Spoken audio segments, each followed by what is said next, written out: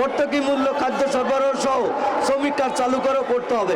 যেহেতু সরকার এখন বলতেছে শ্রমিক কার্ড দিচ্ছে, আমরা বলতে চাই আমাদের কার্ডের মাধ্যমে রেশন দিতে হবে। মহান মে দিবসে রাজধানীর রাজপথে হাজারো শ্রমিক, মিছিল সমাবেশে স্লোগানে মুখর শ্রমিকের কণ্ঠ। অর্থনীতির চালিকা শক্তি হয়েও কেন তারা বঞ্চিত, একটাই প্রশ্ন তাদের।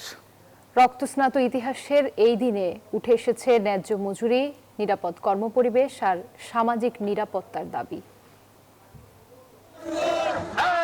লাল পতাকার ঢেউয়ে উত্তাল রাজধানীর রাজপথ। মে দিবসে শ্রমিকদের কণ্ঠে উঠে এসেছে অধিকার আদায়ের দৃঢ় অঙ্গীকার। জাতীয় প্রেস ক্লাব থেকে পল্টন, গুলিস্তান শহরের গুরুত্বপূর্ণ সড়কগুলো দখল করে নেয় মিছিল, শোভাযাত্রার মানববন্ধন।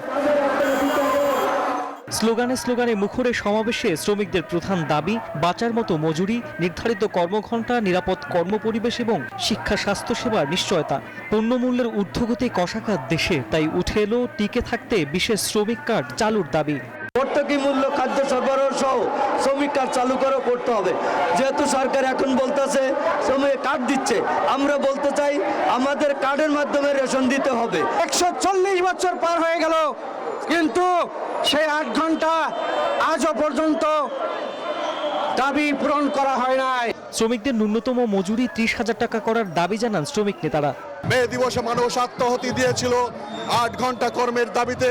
আমরা যারা টেলিকম সেক্টরে কাজ করি, আমরা এখনো 10, 12, 15 এমনকি 24 ঘন্টা আমাদের কাজ করতে হয়।